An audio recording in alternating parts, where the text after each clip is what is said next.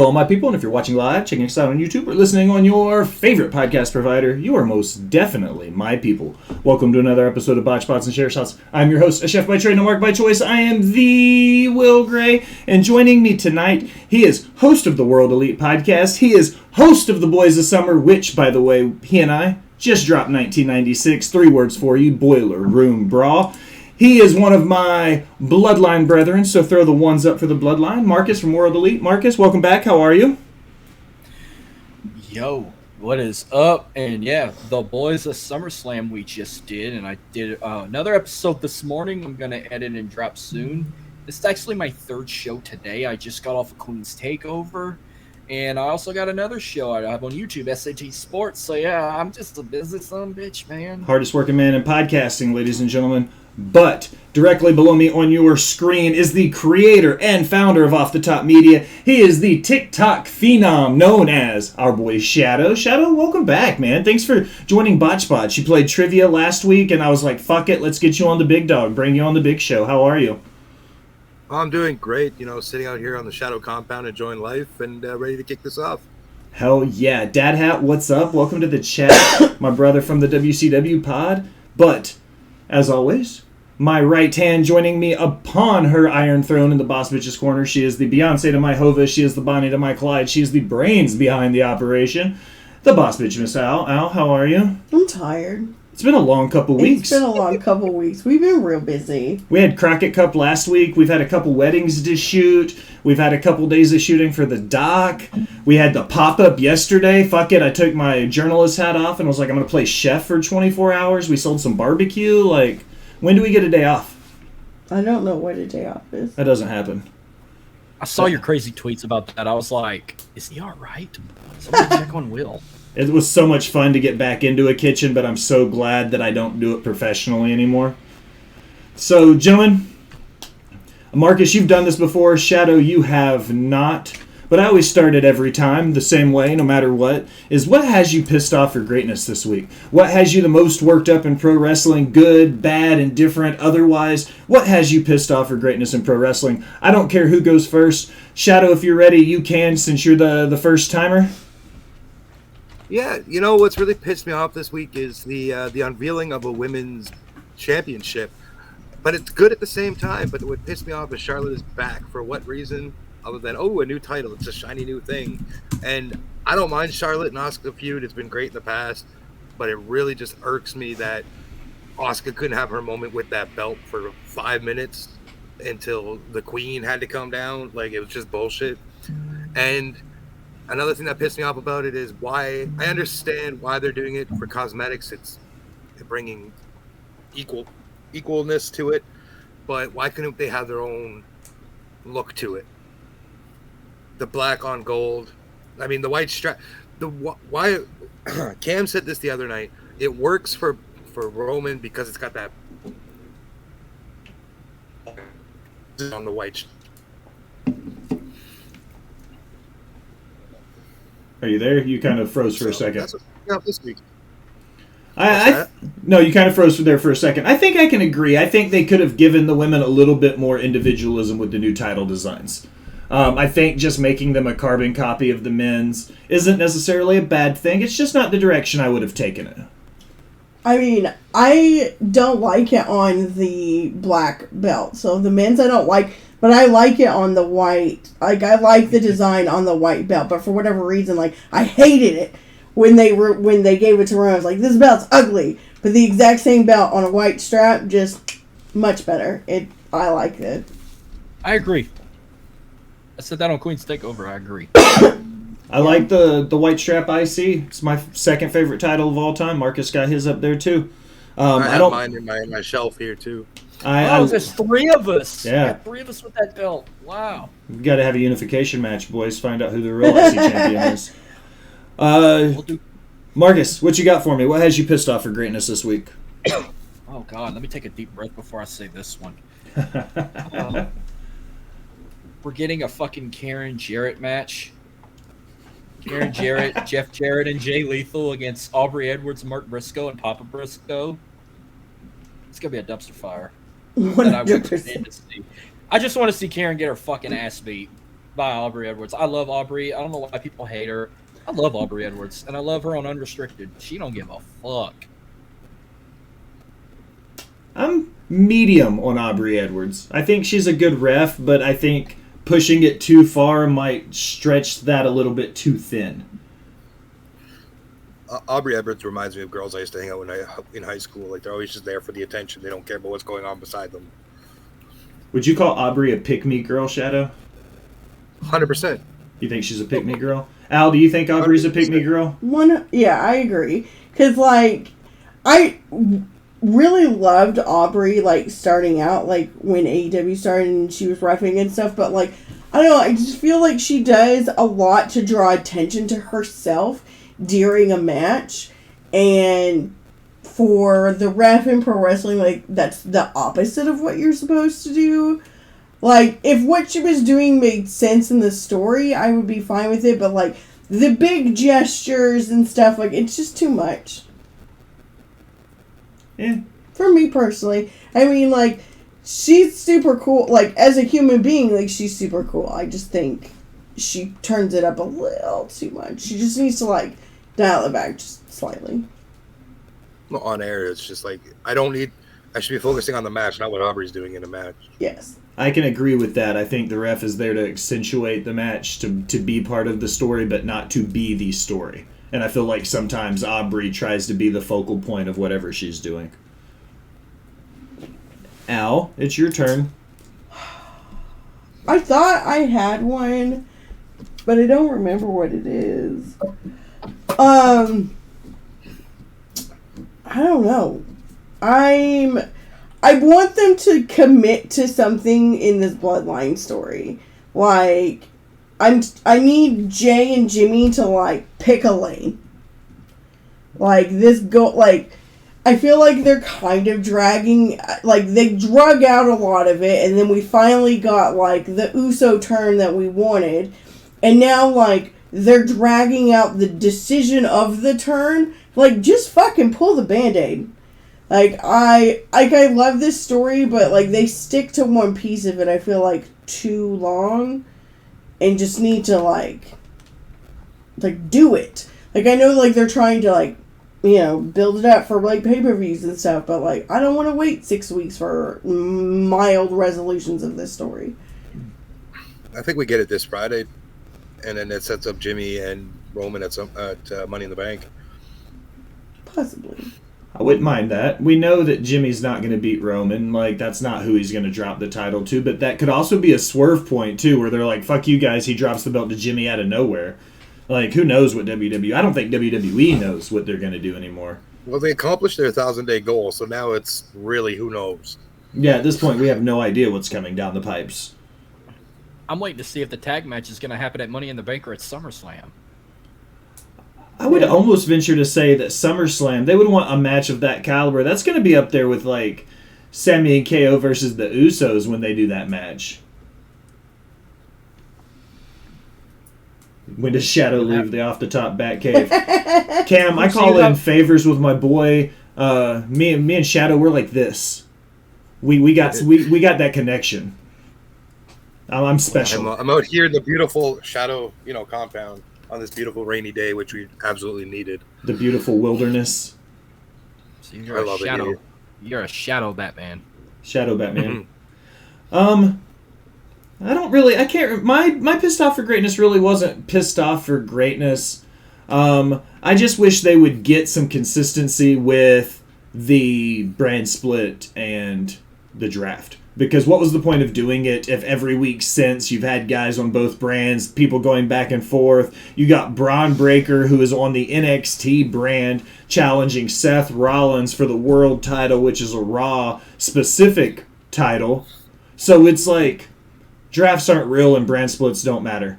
So I guess that's what has me pissed off for greatness this week. I mean, technically the draft isn't real anyways, because, it's not real. Because people don't care.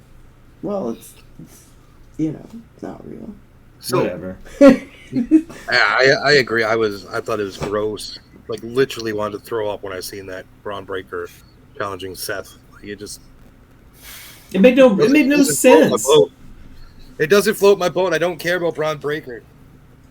That's what I said. I might be the only one that might want to give it a chance, because, I mean, I said on our show, I said, hey, if they drag this to like the Great American Bash, sign me up for it, because I can't see Carmelo Hayes and Baron Corbin main event in an NXT Premier Live event. I could see him doing it on a Tuesday night, but no, I'd rather see Seth and Breaker, because didn't Triple H say when he either presented the title or when after Seth won it, he said the World Heavyweight Champion is going to defend it around the world? He did. It's still real to me, damn it. That's right, Jamie Teller. I think that's what it meant. I think that's what he meant. Yeah. Like, anywhere around the world in any brand, Raw, SmackDown, or NXT. I just don't think you should have a brand-specific title and then defend it anywhere other than that brand. If you take Raw to London, cool. Defend it there. But a premium live event is a little bit different. I will give you that, because defending it on a pay-per-view is different. But I still don't see the point of an NXT superstar challenging for a belt on a show that he wasn't drafted to or a part of. That's what I'm saying. There are other stars on Raw that could have that title shot. So I'm going to say this, and it's maybe a hot take, but I hope they bury him like they buried his uncle. Well, okay. Just tell us how you really feel there, Shadow. I do not like any of them. The Steiners at all? Nope. Okay. Rick's a piece of shit. Scott can jump off the face of the planet, and Breaker's just a carbon copy of both of them. Which one was it that got in all that trouble here recently for making those? Rick? Was that Rick that made all those real hateful comments? Yeah, F that right in the A. I don't care, man. That was kind of some shit move. I'm not a fan of that kind of stuff. He was bashing Giselle Shaw. Yeah. So, yeah. I'm not a big fan of that. I gotta say this, Shadow, would you take a math class if Scott Steiner was the math teacher? That's like his highlight of his career. How embarrassing is that? Fucking up basic math. Like, bro, I would not want to be known for that. All right, Al. Well, I probably would, to answer your question, just the memes. Just for the memes alone.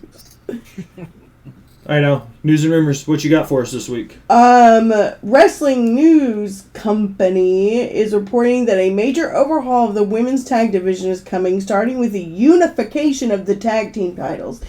Here is my problem with this. Why are we unifying developmental titles with main roster titles? Like, this makes zero sense. I have an answer for you. Because when the women's titles were created, they were supposed to be all three brands. Then Vince said, no, fuck you, we're keeping them on Raw and SmackDown, and causing Triple H to create the NXT ones. Triple H is now fixing that by unifying them. I completely agree with that statement. They did shoot themselves in the foot because it was like a Montreal Screwjob type situation where they facked up the finish of a match. Like, the NXT girls should have won those titles. They called the floppy finish, and then they came out with NXT's own tag team titles. Like, that was more of a consolation prize than them giving the world's title. You know what I mean? Like, I felt like those girls, those NXT, those women should have won those titles, and then Vince was like, nope, just kidding, not happening. So then he gave them NXT tag titles instead. So, yeah. I can agree. Shadow's 100% right. This is them correcting something that should have happened a year and a half ago or whatever. But why shouldn't the developmental brand have its own titles? Because the women's tag division isn't big. Yeah. It technically will with the women's defending on all three brands. I guess. But then brand splits really don't matter. If you're going to unify all the titles, why do we have brands? Same thing with like the NXT women's tag team champions. They got called the Raw. I guarantee you, I'm surprised they didn't get stripped of the titles, just like the NXT Women's Championship did. Yeah. And you've got Sammy and KO still carrying around two belts. Like, we know that's the next one that they're going to do. They're going to unify those tag belts. Well, they're going to do Rhea first. And then they're gonna give her a white version of the World Heavyweight Championship, and then they're gonna focus on what they're gonna do with KO and Sammy, which I don't know if they're gonna have them just go with both brands, or they're gonna split the titles, and one show's gonna get the World Tag Team titles, the other's gonna get the WWE Tag Team titles. I don't know. I mean, there's enough men's tag teams that they could have 2 sets. Mm-hmm. Or they could transition ones to a trios title. Yeah, but then you're going to have all the AEW fanboys being like, hey, they're copying AEW. Well, they copied WCW and shit. Well, you know what I'm saying? That's the problem today is wrestling. True. Since you brought up Sammy and KO, did you guys hear the potential rumblings of a DUI reunion to face them at SummerSlam? Yes. I heard that Ciampa was coming back, and Johnny Sameface had referenced it a couple times about his friend coming back to help and all of that, and the way, and it is what it is. I liked DIY because I'm a Ciampa guy. I really like Tommaso Ciampa. I think Black and Gold Ciampa, the Blackheart Ciampa was awesome. Fun fact for you, I have the NXT Black and Gold Men's Championship, and it is signed by Tommaso Ciampa. That's dope. That's super dope. Along with like a whole bunch of other NXT people, but Ciampa is like the Goldie. That would be interesting because originally what they wanted to do was they was hoping that Orton would have been back in time and they'd have did RK Bro versus Sammy and KO at SummerSlam, but I don't think Orton's coming back. I think he's going to have to retire. Mm-hmm. Yeah, that's been the rumblings for a little bit. Yeah. What's next on your list there? Frankie Kazarian talks on Kurt Angle's podcast about why he left AEW before his contract is up. A quote from the interview: "What I appreciate about pro wrestling and the way I like it presented was not happening at AEW."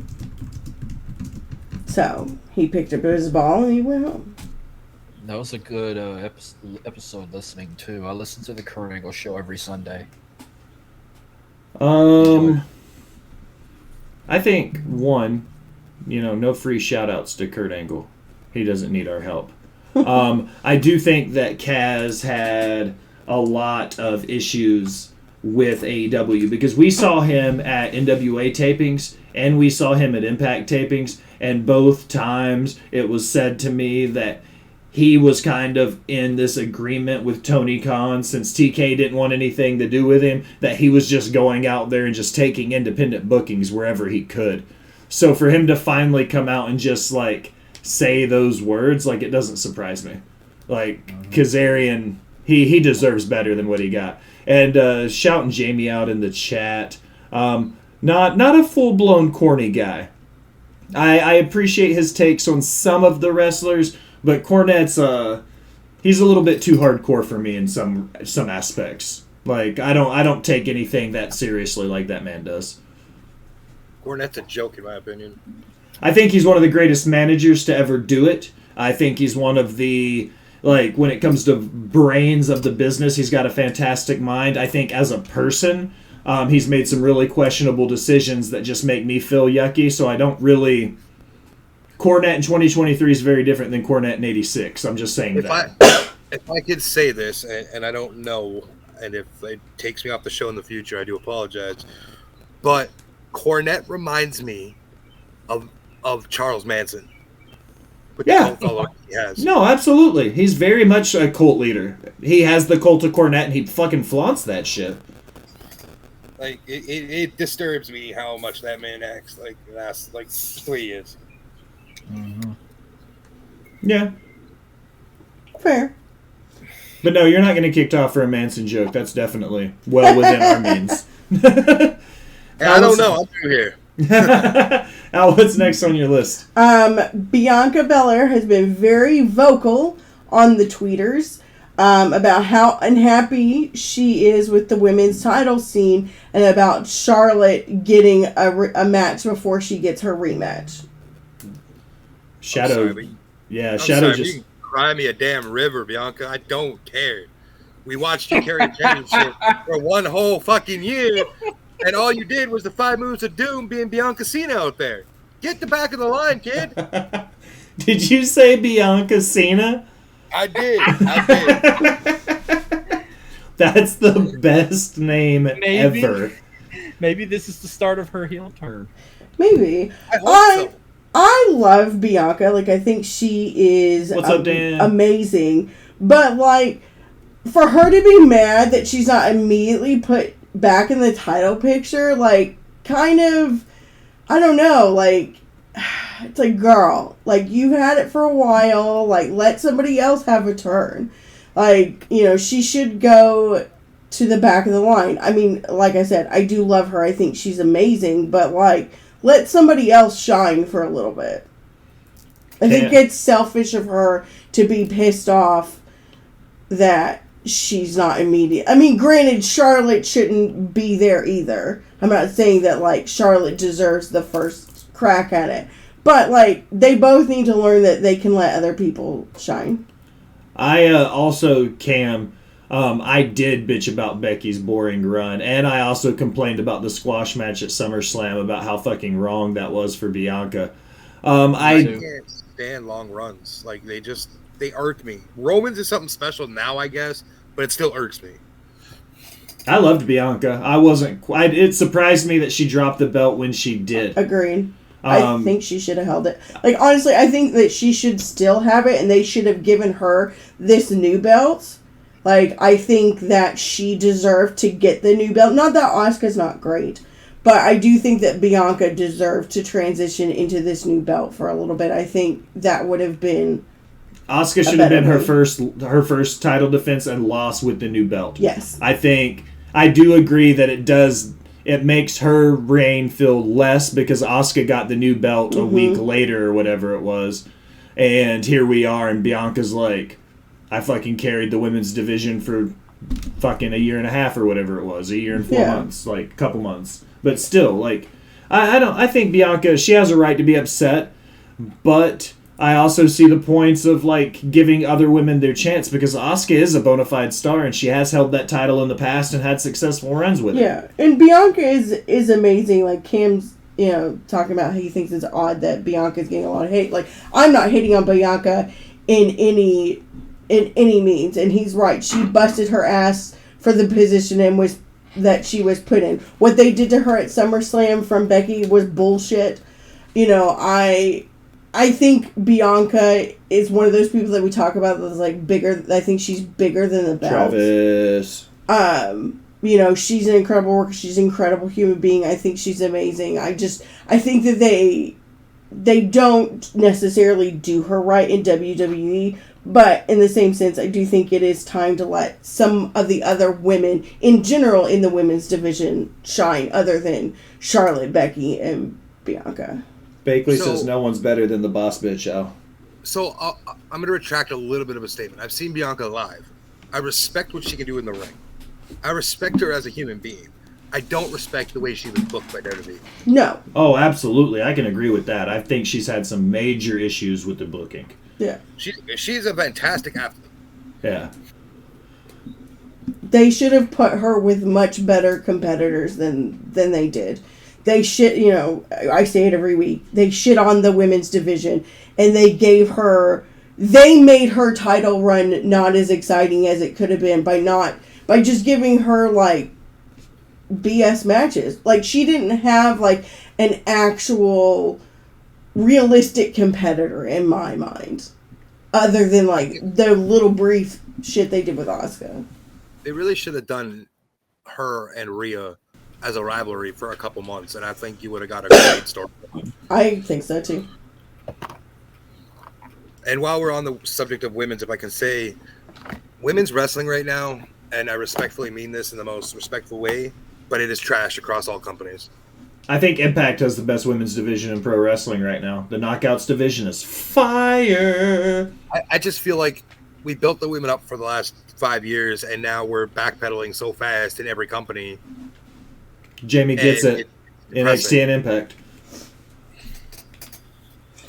I think they just don't give the women enough time, and then they will only use a handful of the women, and they've got all these amazing women backstage that they're not using at all. You know, we're sitting here pushing Ronda, who hates being in WWE. She's so vocal about how she hates everything backstage and yada yada yada, and she's so critical of everything. You know, you keep putting belts on her. She's the epitome of being there for just a paycheck. Yeah. Like, do something else. Well, she can't. She was made irrelevant in UFC, so she had to go somewhere where she can win fights without having to do anything. So. The chat's going crazy with HBK and NXT and Impact. Cage agrees with Jamie that NXT and Impact are the best women's division. Cam says he said the same thing on Off the Top the other night. So, yeah, everybody seems to be in agreement right now that women's wrestling is trash, except for NXT and Impact. But it's so, like, you look at AEW, and it's so deflating because the talent that AEW has for women could really showcase a lot of potential. And Tony Khan just doesn't know what to do other than sniff their panties. Yeah. I think TK needs to bring somebody in to help with his booking. I think I've said that multiple times on other shows. Well, he did. It's Jeff Jarrett. That's why Jeff Jarrett has matches. Well, why are we bringing up Jeff Jarrett again? Oh, man. Quick, Al, change the subject. Elias has dropped to the very bottom of the card in WWE, and his long-term future in the company appears in question. WWE won't even comment about his contract negotiations. I can't say I'm disappointed in that. I could care less. What's up, Dylan? He shot himself in the foot. Oh, shit. WWE, which stands for Who is Elias? I agree with Bakley. Who was Elias? Yeah, who was Elias? Yes, there you go. Maybe it was a misspell. Like he typed something wrong. Who was Elias? I agree. I don't really have anything bad about Elias, but I wasn't ever the biggest Elias guy either, and the Elias Ezekiel stuff was stupid. I hated that. Correct me if I'm wrong, but in NXT, wasn't he like the traveling? He was the drifter. Yeah. Thank you. Yeah, that's it. Why did they a gimmick? Same gimmick. Like it was working. Same gimmick. He just would come out to the ring with the guitar on his shoulder with the weird like feet. There Which it I like is, that theme he had in NXT. I like the theme he had in NXT at the time, but I don't know. I like when he bashed the crowds. You know, he'd strum his guitar. I think he's a good performer when he plays his music. Because I'm probably one of maybe 2,000 people that downloaded his 2 albums on iTunes. That's hilarious. I think Elias is better suited for Impact. I think Elias would do great in Impact. Don't call him Ezekiel. Yeah. I hated that. I won't ever abide by that Ezekiel bullshit. I thought that was stupid. It was really stupid. I love how Kevin Owens never gave up that it was Elias. That's what made it so He made the whole storyline so entertaining to watch. Like, you're Elias. I will prove you're Elias. Don't send Elias to NWA. Don't do that to me, Dan. Don't make me have to watch him every week on that show. I'd rather watch Jeff Jarrett compete for the AEW World Title than see Elias in NWA. It is decided. Bakley says we're sending Elias to NWA. Book it, Billy. So I have a question for you before Al keeps going here. What's up, Bubba? Well, personally, I love Kevin Owens, and I love every bit of work he does in and out of the ring. I've been watching him since way back in the Indies. He's one of my favorites. But where do you guys rank him currently being a performer? And that's not just wrestling, but like his mic work, his ability to lighten up a mood, or like what he's doing with Imperium right now.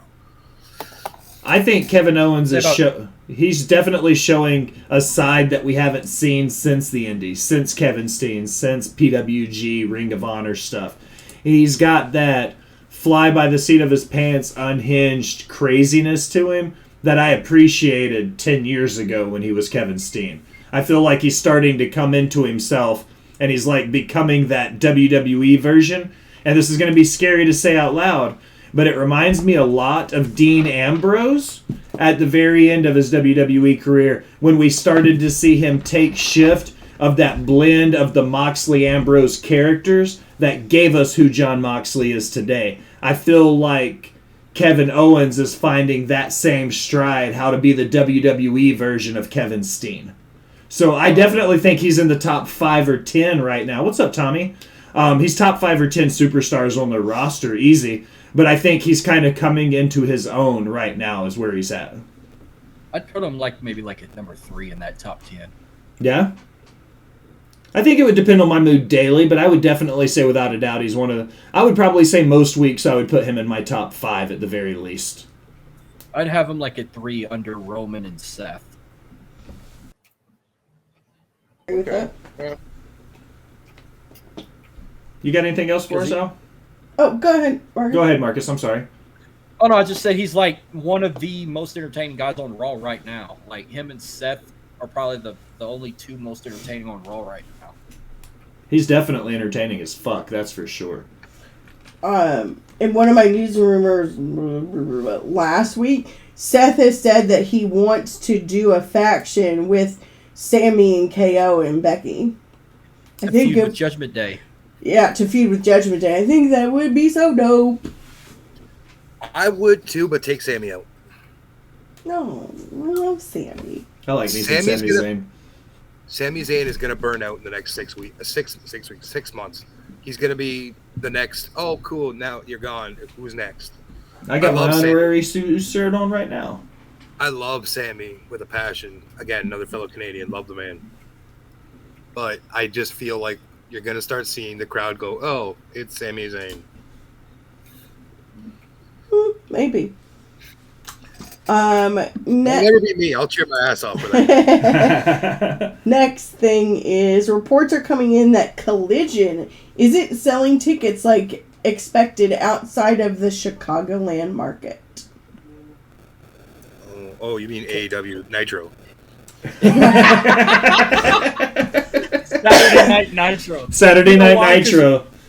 Because nobody gives a fuck about CM Punk. He's a cancer. We don't give a shit. You know how many tickets sold that the rumor of him fighting at Forbidden Door was? How many? Next to none. Nobody gives a shit. No events are selling across the board, is what Bakley's saying. For AEW?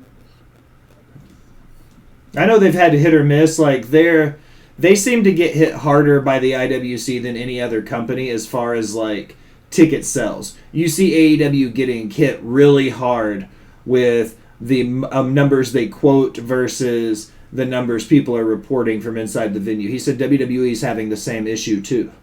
So, but WWE, everybody knows what they're due. They can't sell at events. They try to say that, but everybody knows the handbook by now. I mean, yeah, that's why AEW gets criticized. Well, see, there's a difference with this. They always got that shot. They take the shot where the camera crew is set. The difference is WWE has theirs curtained off. AEW don't, and it's just a bunch of empty seats. Yeah. Well, that's what I'm saying. Everybody knows WWE's playbook by now, right? Where AEW, Tony Khan's still lying about Wembley selling out. Yeah, I don't see them putting 90,000 people in Wembley. Or not unless Tony Khan's standing out there handing out tickets to people. I don't know if you guys know this, but they just opened up 2 new sections for Wembley. Really? Yeah, because of the production's not going to be as big as they had thought originally. Here's what I would believe. I'm just throwing this arena for an example. I doubt AEW would ever go there, but let's just say Madison Square Garden for example. Their capacity is 20,000 around the most. 18 or 19, yeah. Today, WWE could probably do 14 to 15,000 with all the production crew and everything and all the setups. AEW could probably go under 10,000. They'd probably be lucky if they can get 5,000. They average, when I was looking it up, I think their U.S. ticket sales, it was between 8,500 and 9,000 people for each live show. So that's not bad numbers. I mean, a 10,000 person gate's fucking big. But in their existence, they've only had, $4 million gates in 4 years? And WWE has had, 60 million, maybe more, especially if it was Mania? WrestleMania 39 had, an $18 million gate, which is more than every gate of the AEW pay-per-views, from last year combined. See, another thing, too, and this is kind of what might chart it on the charts a little bit differently, too, is when WWE or AEW come to Canada, because we don't get the events like you guys do, ever. Yeah. Right? We get a couple shows every year. and we'll potentially sell out almost all the way because we don't get those shows. I went to 4 house shows last year.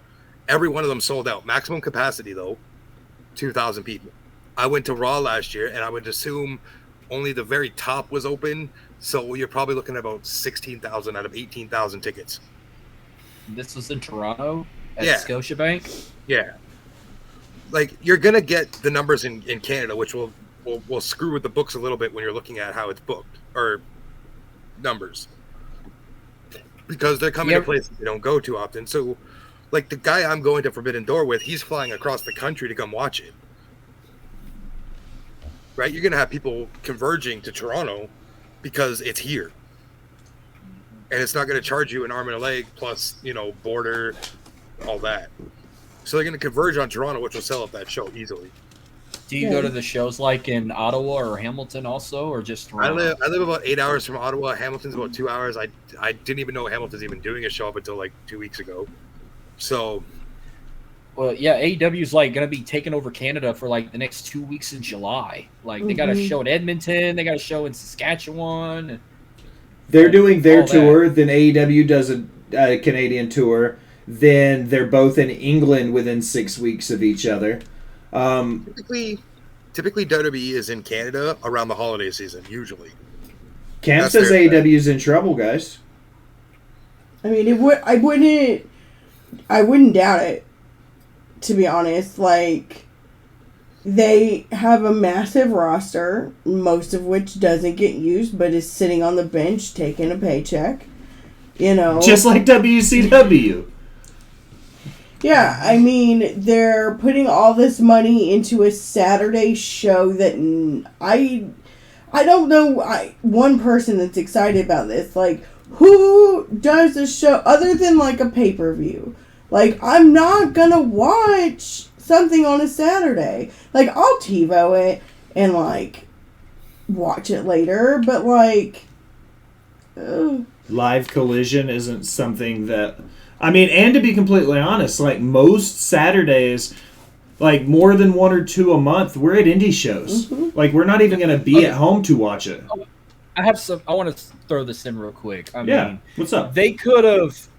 I don't know why they picked a Saturday. I mean, I felt like their best option would have probably been a Thursday night, even though you got Impact to compete with and and New Japan, which, I mean, New Japan's all, like, recorded the week before or 2 weeks before when they aired in America. But Saturday, right now, barely Saturday will be good for you because it's summertime and everybody's going to want to go out and enjoy it out because it's summertime. Everybody's on vacation or want to go eat out and dine and shit. What you gonna do when there's a premier live event? Like, they're gonna have a Collision show the same night as SummerSlam. What are you gonna do when football season starts, especially college football? Yeah. What are you gonna do when it's the NFL playoffs? What are you gonna do when it's the fucking NBA playoffs and in college basketball as well? You're out of luck. I give it 3 months. I think they'll go down. I think they shot themselves in the foot with debuting it in the summer. No, they shot themselves in the dick. They should have started it in the fall because it would have made a lot more sense. People are more homebodies then, starting to cool down. You don't want to be outside much. I mean, Saturday's just a bad day in general. Like Marcus said, like if they did it in the fall, they're gonna be competing against college football. They're gonna be competing against, NHL, most of WWE's pay-per-views, which most people are gonna watch those versus watching Collision. I mean, sometimes they do pay-per-views on Saturdays. So you're just not going to do pay-per-views on Saturdays at all? They're going to have to move to Sunday now. Saturday Sports Day. Cam says, watch AEW keep going the same way. They'll be wrestling out of a performance center every week like Impact. Impact, Cam, I love you, and I don't disagree with you very much. And Al, I know you like them too. I fucking love studio taped wrestling shows. Impact and NWA are so much fun live going to a studio wrestling show, man. I love studio wrestling. They're so cool to watch live. It's awesome, but it sucks that they can't travel and I can't go watch that entertainment. Like, it took fucking years for TNA to, like, come in our area in 2008, and I got to go to my first TNA show finally. It took, after, like, watching it for 4 years. Like, I started watching it when they got the deal with Spike. Every And time I then- see an official from TNA or Impact, I make it a point. TNA, Impact, and NWA. I always make it a point to be like, come back to Nashville. Come back here. Come here. back home. A lot of people also forget that, I think it was TNA or maybe it was Impact, for quite a while was only strictly filmed in Toronto. Yeah, that's where they've got 3 offices: Toronto, Nashville, and Orlando. Then at one point they were doing tapings in New York. That was like what 2015 or 16 when they were like doing their tapings in New York. I love me some Impact Wrestling though. Ooh-wee. So my Love take me with some Impact. AEW is Impact. they biting off way too much. They bought Ring of Honor. They're done screwing themselves up now. I don't even want to talk about Ring of Honor. I Bringing in Collision. Rampage is nothing but a DVR. Oh, what's gonna happen? Okay, cool. Turn it delete. And Dynamite is nothing but a Chris Jericho. Hey, who am I feuding with this week? Al, when was the last time you watched Rampage live? I don't know. I don't even most of the time watch it on the DVR either. Like, unless there's a specific match I want to watch that's on Rampage, I don't know if I can watch Rampage. Last night was probably the first time in at least like 5 or 6 months for me. On Rampage Friday? reminds me of WWE Velocity. Rampage. Friday for me is either for SmackDown or it's me on the sidelines at a football game or working concession for basketball games. Hell yeah, Jamie. I've got my aunt lives in Jonesboro, so she's not too far from Little Rock. Fuck Rampage yeah. reminds me of Velocity. It does. A lot. I think if they did Rampage right, you hear that fucking southern draw. I apologize for that, ladies and gentlemen. I am usually way better about making sure that doesn't happen on camera. Oh my god. That Tennessee accent compared to my Cajun accent. All right, Cam, I appreciate you stopping by, brother. Thank you. Hey, I haven't even busted out the Canadian accent yet. For real. I think Rampage could be done like Sunday Night Heat was if they did it right. You know what I mean? Where it's like a recap show with a couple cool dark matches, highlighting some indie talent, putting some young guys over. I think Rampage could be really cool if they did something unique with it versus it just being the fastest 60 minutes in wrestling or whatever they call it. Jeff Jarrett-ass accent. I told y'all, I'm from Tennessee.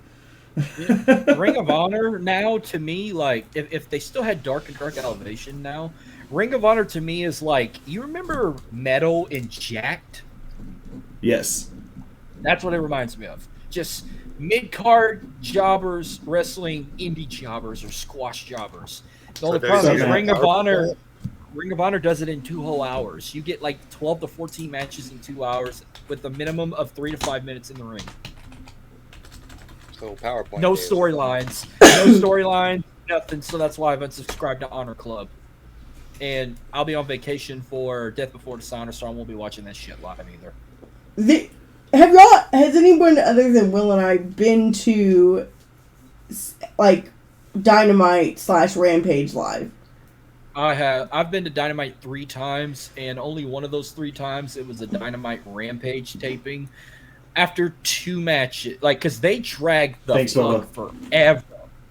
They dragged forever to get Rampage going, and I'm like, I gotta be up at 6 a.m. the next morning. After the second match, I was like Peter Griffin, done. Just walked out. Yeah, so we love Shane Taylor. He was a great guest. Love me some Shane Taylor. I had the whole group on our show. We had Shane one week, Khan another week, Moses another week, Ron Hunt another week, and Rohit Raju the other week. Yeah.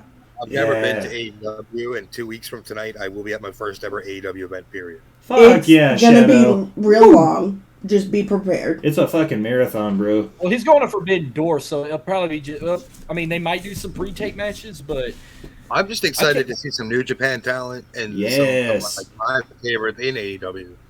I gotta say, can you imagine? I mean, they don't do it no more, but can you imagine, like, if you went to an AEW Dynamite, like, back in January, you were watching Dark Elevation taping, then a Dynamite, then a second half of Dark Elevation taping, plus the Ring of Honor tapings they did after.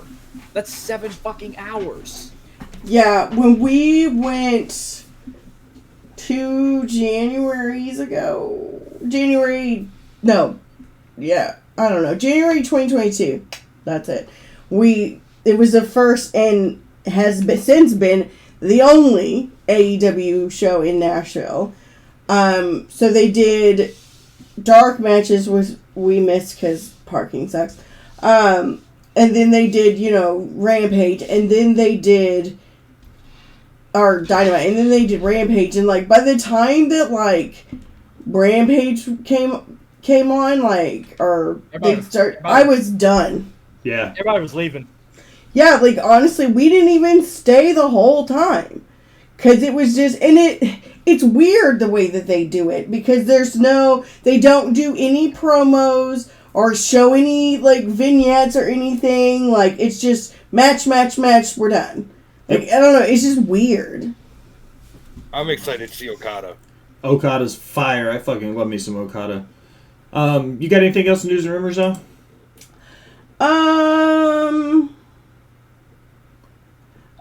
We can touch on a couple of things. WWE filed a new trademark for the Meta 4. It's going to be Noam Dar, is it Menza? Oro Mensah. There you go. Noam Dar versus Oro Mensah. Lash Legend and Jakara Jackson are going to be the Meta 4. That's a unique name. Yeah, that's a faction. I've been seeing them. Did you say Metaphor? Metaphor. Meta, Facebook. No, I heard it. I'm just asking if it should be renamed to Metaphor. Metaphor. NXT is supposed to be good this week. Baron Corbin's fighting Ilya Dragunov, and Noam Dar's fighting Framber. Yeah. They're fighting the Heritage Cup. And then there's a six-man tag. It's Schism versus Wesley, Mustafa Ali, and Tyler Bate. Nathan Frazier. Why the fuck I said Mensa? It's Nathan Frazier. Nathan Frazier versus Noam Dar for the Heritage Cup. Yes. I've been on three fucking shows today, baby. Is it the British I am rules tired. too? With the Heritage Cup? For the Heritage Cup, that. they do the British rules, yeah. I like that better than pure rules, to be honest. I think the Heritage Cup rules way cooler than the pure rules match. I love the pure wrestling rules. I think those are awesome. Let's see. Potentially Punk and Kenta at Forbidden Door if the money is right. Which would be interesting because Punk has publicly stated that he stole the go to sleep from Kenta. So, are they both going to try to do it? If they have a match? I don't know, but when he comes out, I'll make sure to record it so we can all hear the boos that are really going to happen. Yes. Absolutely. Oh my God. Please tag me in that tweet. Yes. Please, for the love of God. Well, even if nobody else is booing, you're going to hear my ass booing because I don't give a shit. I'll call a spade a spade. I've said it 1,000 times. CM Punk, the wrestler, awesome.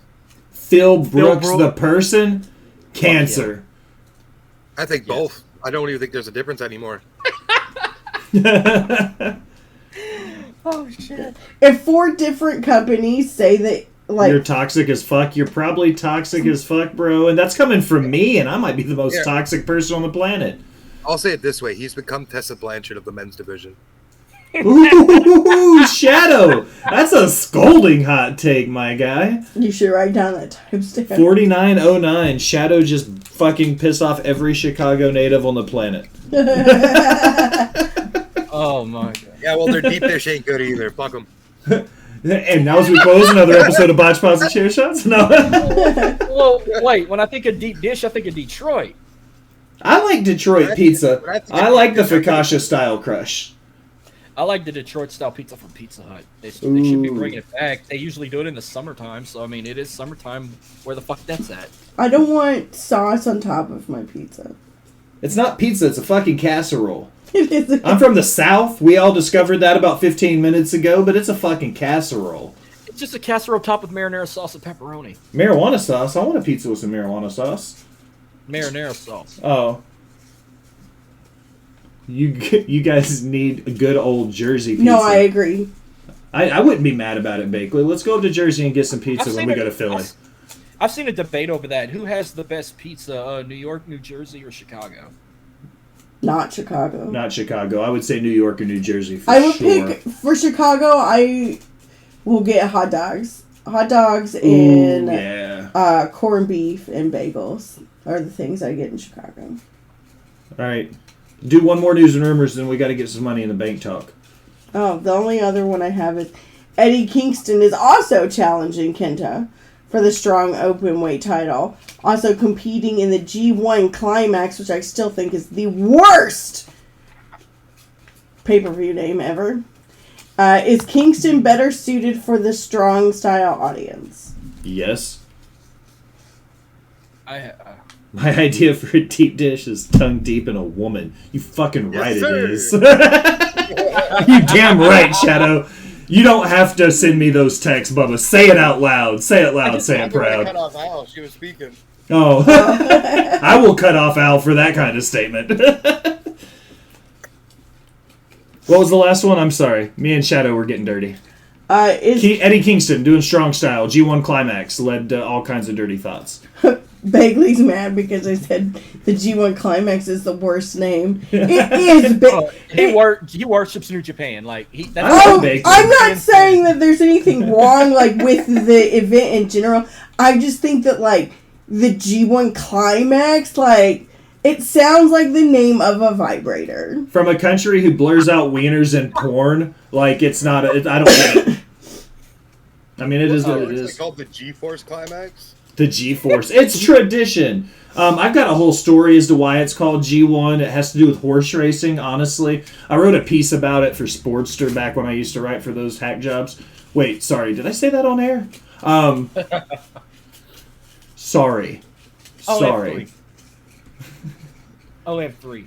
But I'm gonna make two as quick as possible, but I feel like I gotta hear Shadow's take. I'm probably gonna have to hear all your take on one, but I'm gonna save the best for last. But I only have two rumors and one like news that is just so fucking shitty and hilarious right now. Yeah. Let's see, two rumors I got. So the rumors about, obviously we're gonna get a Seth Rollins Finn Balor feud possibly at Money in the Bank. I don't see it stretch until SummerSlam because there's supposedly rumors Drew McIntyre is supposed to come back as a heel and face Seth Rollins in SummerSlam for the title. Love that idea. I'm here for that. All right, number two. This is for later in the year. So there's a War Games rumor that Judgment Day would add a fourth member in JD McDonough, and it'd be Finn, JD, Damian, and Dominic Mysterio versus Imperium in War Games, adding Ilya Dragunov to the team. Fuck yes. That would be really good. Yeah, it would. I'm here for that. 100%. Yeah. I would love that. Who would win that, Imperium or Judgment Day? I think they would give let them fight it. Yeah, I think they would give the win to Imperium because they love some Gunther right now. All right, let's see how long this can go. But you've been seeing about this over the weekend. Some of the biggest talk is fucking Ryback. Ryback's fucking TikTok about saying he deserves that retirement match more, and with his little chipped tooth looking like a steroid Lloyd from Dumb and Dumber with a buzz or bald head. CM Punk bashing him on an interview about 2012 when they were in their feud with Hell in a Cell made me laugh hysterically, and I haven't laughed about CM Punk besides making fun of him. And according to NoDQ.com, Ryback believed that a match against Goldberg at AEW's All In would exceed all expectations. I actually had that on my news and rumors, but I took it off to save time. That was literally my last one, and I erased it because it's like, we might not have time for this.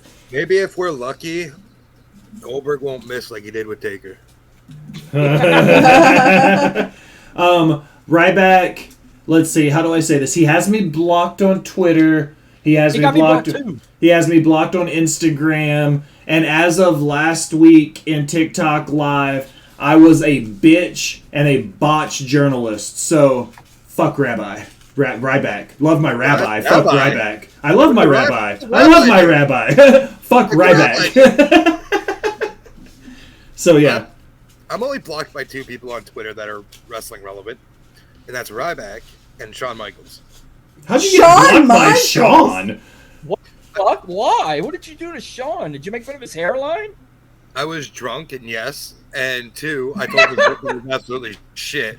Blake Bakley says he's going to tell my rabbi that. I did not. I'm sorry. I'm not proud of the Shawn Michaels one, but those are my two.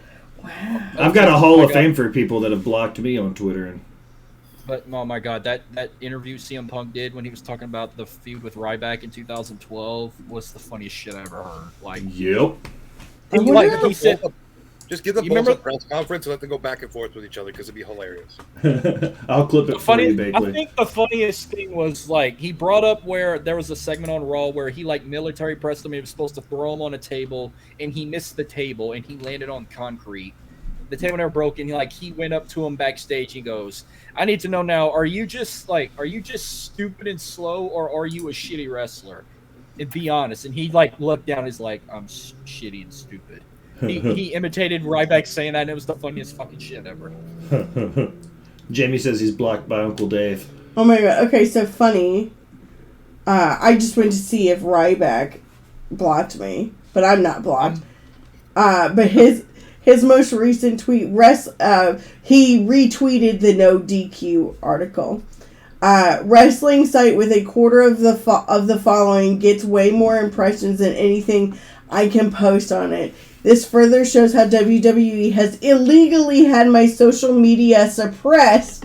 He's on this. He's been on this train for a while. As they pushed out years of fake hate through fake articles and drowned my voice and content.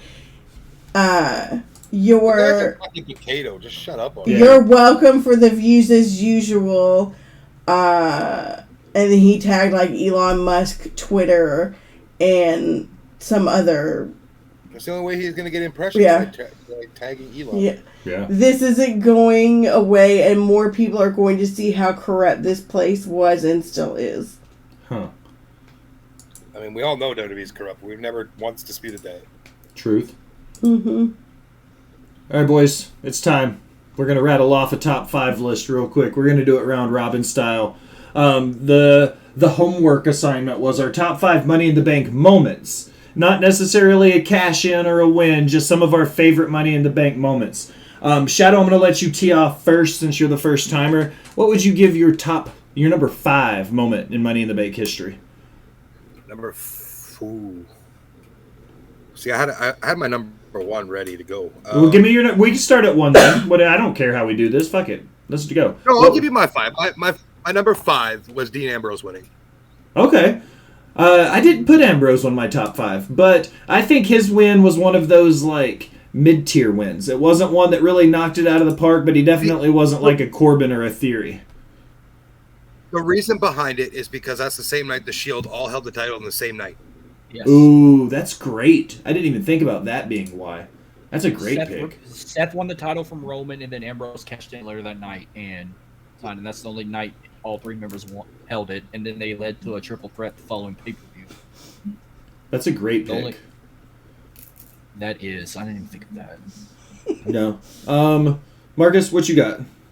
Number 5. I didn't put them in no particular Okay, order, we don't have to do them in any particular order. I just thought 5 really good ones.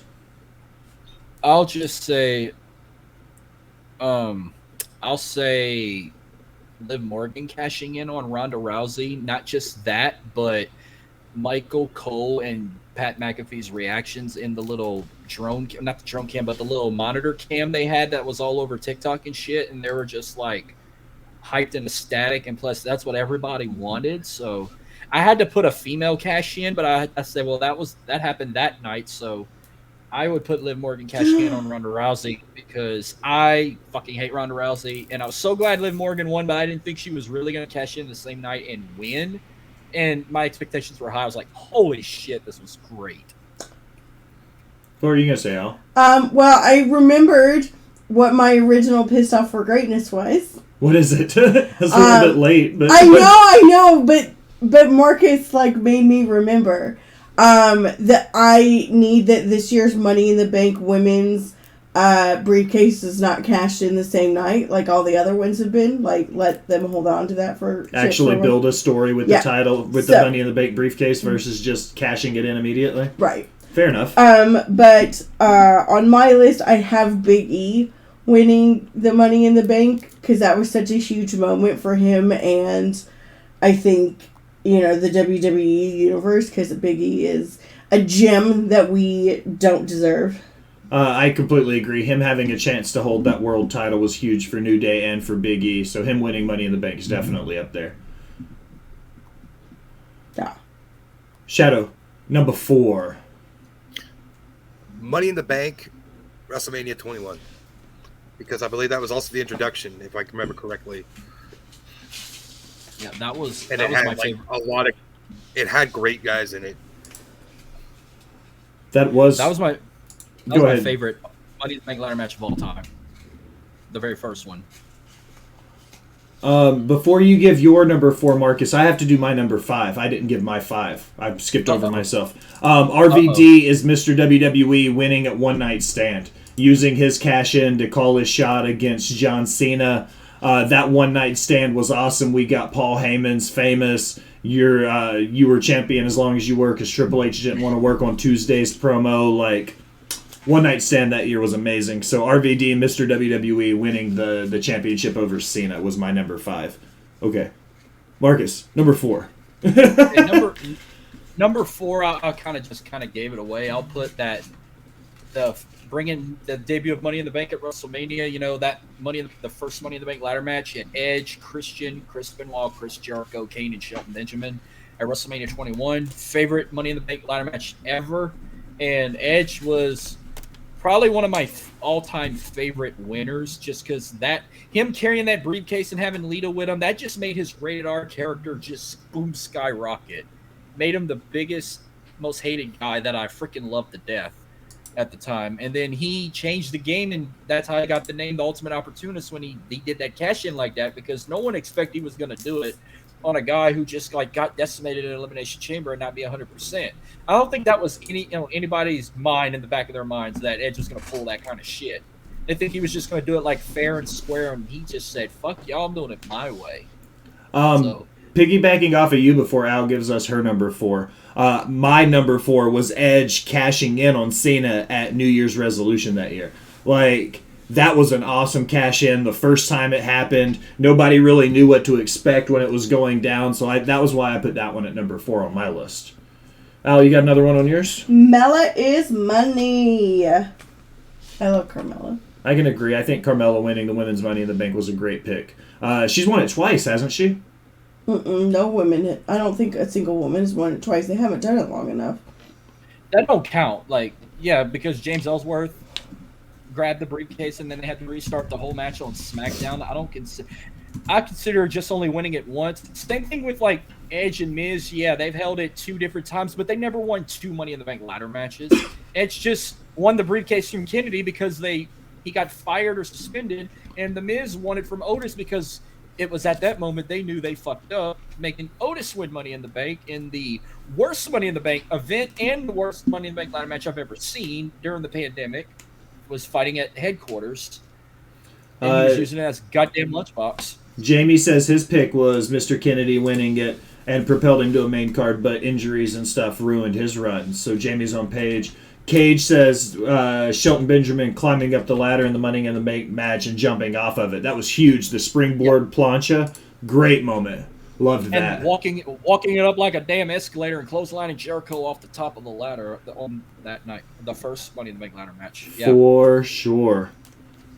All right, Shadow, we're back around to you. Number 3. So this one is it's a 2-for-1 for me, or for 3. 2011, and most of mine are Money in the Bank wins. Keep that in mind. For sure. 2011 when Daniel Bryan won, because nobody anticipated that. Yeah, that was a good one. But the honorable mention for number 3 for me is the double turn between Del Rio and Dolph Ziggler. Ooh, that's a sleeper pick. I'm not a big Del Rio guy, though. No, but it made Ziggler the face and Del Rio the heel. And I really love that for Dolph Ziggler. We did that. We covered that. It came to my mind because we covered that on Career Retrospective off the top. Nice. Del Rio also Royal Rumble winner, all kinds of stuff. Multiple-time champion. He was the dude for a minute. Yeah, but he's a fucking piece of shit. Yes, he is. Jamie also says John Morrison using it as part of his own body moonsault while holding the ladder. That was so sick. That was a great spot. Cage says Ellsworth for president.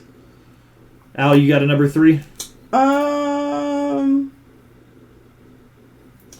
I mean, Asuka winning was huge, but Becky then, gave up her title because she got prego. But That was a beautiful moment. Just It imagine was. if that had happened. Imagine if that would have happened in front of a crowd instead of in an empty warehouse. Mm-hmm. That was one of those COVID moments that deserved a crowd.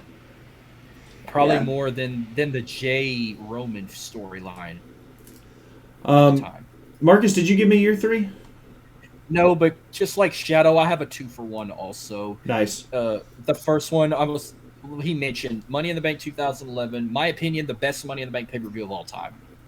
They were in Chicago, and then the SmackDown Money in the Bank ladder match. You had Daniel Bryan, Cody Rhodes, Heath Slater, Justin Gabriel, Kane, Sin Cara, Sheamus, and Wade Barrett. Pretty good at the time. Daniel Bryan won it, and Kelly versus Brie Bella, which wasn't the worst match, but it was the piss break before the worst match of the night. Mark Henry and the Big Show, where they had Mark Henry do this Hall of Pain gimmick. Then the Raw Money in the Bank ladder match you had at the time: Alberto Del Rio, Alex Riley, Evan Bourne, Jack Swagger, Kofi Kingston, Miz, R-Truth, and Rey Mysterio. Can't get better than that. Which I don't know why. Don't ask. I was so high on Alex Riley winning that fucking match. I wanted anybody but Del Rio, and Del Rio fucking won. Christian winning the World Heavyweight Championship by a disqualification against Randy Orton was a big-ass swerve. And then you had, of course, the main event, CM Punk and John Cena giving me ECW one-night standbys because Cena was in enemy territory, and they were so riding Punk to win. And sure enough, he won the title. And that iconic image of him leaning over the barricade, blowing a kiss to Vince, and just running out of the arena with the WWE title, that was a fucking 4.5, 5-star event to me. But if you want to make anything entertaining, I will put my permanent number 3, Brock Lesnar turning that fucking Money in the Bank briefcase into a boombox, and we get Dancing Brock and Paul Heyman. Dude, DJ Brock is on my list. Yes. What were you saying, Shadow? I said that's my fucking number 2. My number 2 is DJ Brock.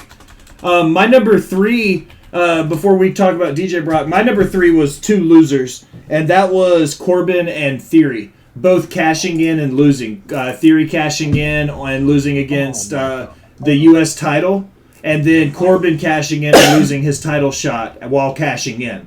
I don't understand. Before we continue our list, did you guys catch the new rules as of Monday for the Money in the Bank? What were you they? cash in on any title now. Any title now on any brand. That's fucking so ironic. Why don't keep tradition alive? Let it be after just for the world titles. And now that's making me worried about if LA Knight does win, he's going to cash in on Theory or cash in on Gunther instead of Roman or Seth. Like, that's so fucking stupid.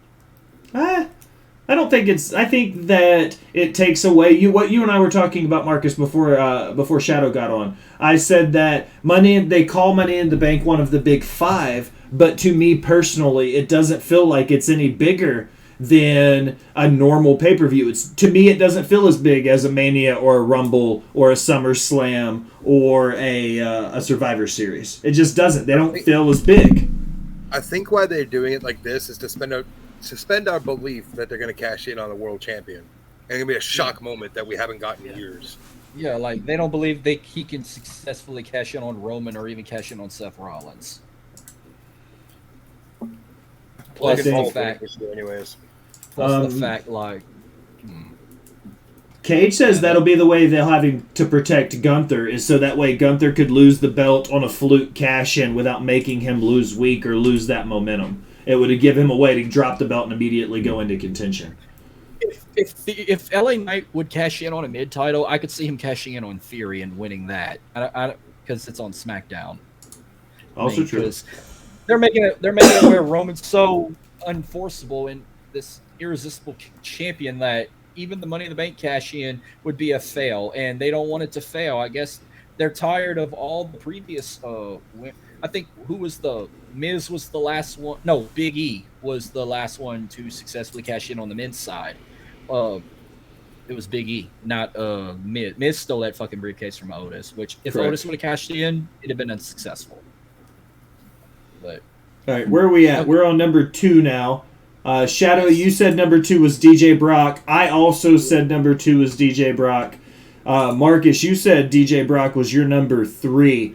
So we all agree that DJ Brock Lesnar was one of the best Money in the Bank moments in history, right? Like that was the first time Brock looked like he was genuinely happy in a wrestling ring, in my opinion. Well, it turned my mood around because I remember how pissed I was when Mustafa Ali was that close to winning it, and then he just comes out, and he's just standing there frozen holding. I'm like, pull the fucking briefcase down. But the next night, he just comes out, and I see this motherfucker like he's in the 90s, got his hood on, and he's just fucking doing the jerk or stomping, and you got Paul Heyman with an air guitar, and I'm like, okay, this is funny shit.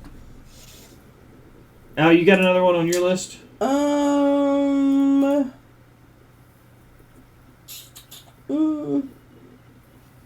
Before we go to number ones? I think... Did we talk about Sheamus powerbombing Sin Cara through the ladder in 2011? That was a hell of a spot, though. Yeah. My number 2 was one of the loudest pops ever, and if you can hear it really well, one of the most funniest lines ever at the same time. But my number 2 was when John Cena came back to confront Roman Reigns, and that pop was just so loud, and that was the perfect surprise to give with your first pay-per-view after a pandemic for 16 months with no fans. And it's so loud, you couldn't. Thank God I had surround sound at the time. You hear Michael Cole saying, "Oh my God, it's John Cena," and Pat McAfee, "Where?"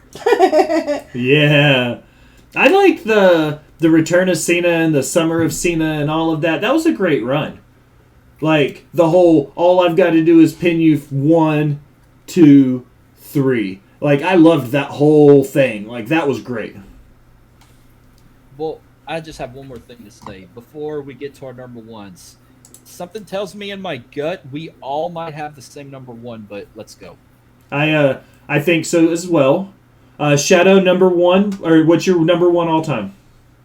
My number 1 all time is my boy Adam Copeland, because I'm a huge Edge guy, and I have been since I was a little tyke. I grew up in the same stomping grounds he did, Orangeville, Ontario, Canada. Family friends with his mother. Never knew him personally, just his mother. Sweet lady, rest in peace. But Edge cashing in on Cena, the very first cash-in, is my all-time. Okay. That's a great pick. It was number 4 on my list, rightfully so. It was a hell of a run. That story was great. Him and Lita having... Mine's just more of an emotional attachment, right? So... No, I completely respect the hell out of that. I love that. Yeah, me too, yeah. And I always loved it. I loved Edge more as a heel than a babyface. The Rated R Superstar was my favorite gimmick of him ever. Agreed. Live sex celebration and all. 2005, 2006 Edge was my fucking favorite of Edge. Agreed. I think the Rated R Superstar, hands down, the one that got him into the Hall of Fame when he retired, in my opinion, was that run. That hardcore match with Mick Foley at WrestleMania 22 was one of my favorite WrestleMania matches ever. I can watch over and over, and it'll never get old. I could probably watch that just as much as I can rewatch Undertaker Shawn from WrestleMania 25, and I was there for that. Agreed. All right, Marcus, number 1. What do you have for your number 1? My number 1 is probably everybody else's number 1, the heist of the century. My number 1, WrestleMania 31, baby. Even though I hated it at first because I was so big on Roman winning that title, and then when I first saw it, I fucking hated it, and then everybody's like, "You're so stupid if you hated that." And about 3 years later, when I really became a Seth Rollins fan, I jumped on his bandwagon in 2017. I'm like, okay, then that was awesome. That cash-in was awesome, and nobody else has ever cashed in at WrestleMania. He's the only one to do it, and he made the fans go home happy because nobody wanted either Brock or Roman to leave with the title. That was actually maybe the smartest move Vince did in his whole fucking life. I left that off my list simply because it is the greatest cash-in. That makes sense. That's a very me thing to do, Shadow. Like I usually would have changed it, but I agree with everything Marcus said. And like you said, it is the absolute greatest cash-in because it was perfectly executed. And that's why it was hard for me not to put it at number 1 on my list. Because when he cashed in, all the way down from the moment his music hit to the very end of it where he's doing the Seth Rollins thing and waving the belt over his head, which I'm still mad he didn't do with the world title. Yeah. That's I'm glad. I mean, I have respect for that title as awesome as it actually looks. I'm glad he didn't do that. But I mean, yeah, that's kind of his thing. But I'm kind of glad he didn't do it as soon as he wanted. He actually respected that title, and he won it the night before his birthday. Mm-hmm. Yes. I'm sure you swung it around the bedroom anyways. So Yes, he did. Well, yeah, with Becky Lynch. 100%. Oh, yeah. Naughty Bits touched the shit out of that belt. Guaranteed. Oh, he fucked in that belt faux show. Just don't drop a load on it like that camera guy did with Paige in the Divas title. Bingo. All right, gentlemen. We did all the damage we could do. I promised y'all it would be an easy hour or so, and we made it. Shadow, plug yourself. Tell everybody where to find you and what the hell's going on with Off the Top Media, my brother. Well, right now, Off the Top Media, we're working out a schedule that works around for all of us. We're all pretty busy, myself included, with a newborn. We're trying to congratulations, by the way. Yeah, congratulations. Thank you. Kid number 4, so I'm building a hockey team. Got a fucking dynasty, bro. So, off the top, working out our schedule. We're gonna get this going here. We're not trying to get too crammed in the summer because everybody has a life. You can find me on TikTok because that's where I don't give a fuck about what you have to say. And if you find me on any social medias other than Twitter, if you try to add me, I will probably promptly message your mom and tell her I'll fuck her. So yeah, have a great night. Oh yes. No, I know not to do that. Shadow has 0 fucks to give, and I'm here for it. That, Marcus, what's going on? To come on, World. Agreed. Yeah. Marcus, what's going on with World Elite? Well, besides season 2 of the Boys at SummerSlam, you were on the first episode of season 2. We just dropped it today. I just recorded SummerSlam 97 earlier this morning. That'll drop later in the week. But you can find the podcast on Twitter at World Elite Pod. We're also on Instagram, YouTube, Facebook. Follow us there. We're free and available wherever you get your podcasts on all audio platforms, from Spotify, Google Pod, Spreaker, iHeartRadio, and many more. Damn, I almost had a heart attack saying that. But we do live streams every Thursday on our Facebook page, powered by StreamYard. And I love to do nostalgia, so Will's been on a couple. He's been on all 3 of our mini shows: Back to the Mania, Ready to Rumble, and the Boys of SummerSlam. I need to get Shadow on to come talking nostalgia with me. We'd be tag team champions of podcasting if we do it like Will and I have been. I love that. I love when my people work together. I'm here for it. Al? So I'm gonna have to get with my co-host Dylan, and we're gonna get that arranged. We'll have to bring him on for a prediction show as well, or even a Fallout, because you've done it with us too, Will. I love World Elite. All of you guys, you, Dylan, and Jordan, all great guys. Here for it. Al, plug yourself. You can find me on Instagram, Twitter, and TikTokies at justagirl918. If you're not following her, go fucking follow her, you nerds. I don't go live a lot on TikTok because people be crazy and annoying. Just bring me in, I'll keep them tame. Yeah. But yeah, so I don't really have a whole lot going on. Other than shooting a whole ass documentary. Yeah, we're shooting a whole ass documentary. So again, my comic will come back one day. Just not right now because we're too fucking busy. Like, I can't even, like, before we started, Will and I were talking about, like, we were in North Carolina last week for the Crockett Cup, and I'm like, that was only last week? That was like a month ago. What the fuck are you talking about? No, it was last week. So, I need a vacation. If anybody has a beach house that they want to just give to me for a little bit, I would appreciate that. And I forgot. I'm also on Twitter at MarcusLeak337. I forgot to mention that. All of your names have your Twitter handles on there. What's up, Shadow? I just want to give a shout out to the band that's working with Off the Top that lets us use their music for our shows and stuff like that. It's a great friend of mine. He's a drummer. The band is called Burning Bridges. You can catch them on YouTube, Apple, and Spotify. They're releasing some new songs here coming up. They're absolute bangers. I got a sneak peek at them, and I'm excited. Burning Bridges. We'll give a free shout out for Burning Bridges. Word. Fuck yeah. My housekeeping notes.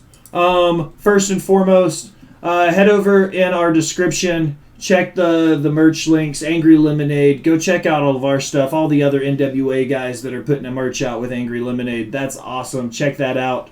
Amazon Prime. If you've got a Prime subscription, slide it our way. It's free. It doesn't cost you anything. And Jeff Bezos has too much money as it fucking is.